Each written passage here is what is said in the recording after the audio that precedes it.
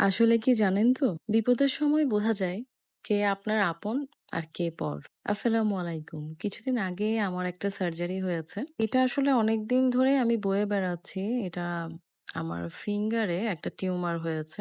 নেইলের ঠিক উপরে।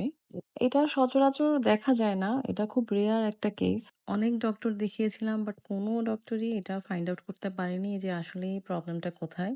এই প্রবলেমটা নিয়ে আমি কলকাতায়ও গিয়েছিলাম বাট কলকাতার ডক্টররাও ফাইন্ড আউট করতে পারেনি এটা কিসের থেকে হয়েছে বা কিসের ব্যথা এটা। বেশ কিছুদিন ধরে ব্যথাটা আরো বেশি বেড়েছে। আমাদের একজন ফ্যামিলি ডক্টর আছে। তো ফ্যামিলি ডক্টরের কাছে আমি ফোন করলাম। উনি বলল যে, "আমি তো এটা পারব না।" তো উনি আরেকটা ডক্টরকে রেফারেন্সটা দিয়ে দিয়েছে এবং তার কাছে আমাদেরকে পাঠিয়ে দিয়েছে।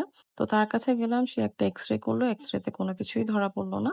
তারপরে বলল যে, "আমি যেটা সন্দেহ করছি ওইটা হতে পারে। আপনি একটা এমআরআই করান।" ২ দিন লাগলো এমআরআইটা করাতে। তারপর এমআরআইটা করিয়ে আমি সাথে উনার কাছে গেলাম এবং উনি বলছে যে, "আমি যেটা সন্দেহ করেছিলাম ওইটাই।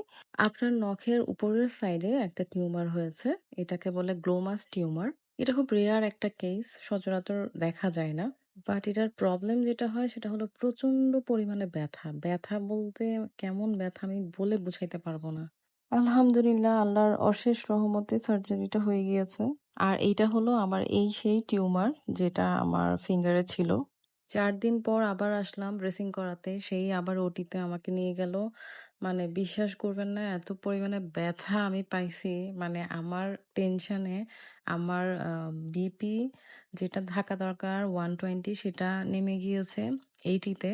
আর যেটা 80 থাকা দরকার সেটা নেমে গিয়েছে 50 তে। তাহলে বুঝেন আমার কি অবস্থা। মানে অলরেডি আমি মাথা ঘুরে পড়েই গিয়েছি ওখানে। মানে আমার ব্যথা আমি সহ্য করতে পারতেছিলাম না। পরে ডক্টর বলতেছে উনার প্রেশার অনেক বেশি নেমে গিয়েছে নিচে। উনাকে তাড়াতাড়ি একটু ক্যান্টিনে নিয়ে যান।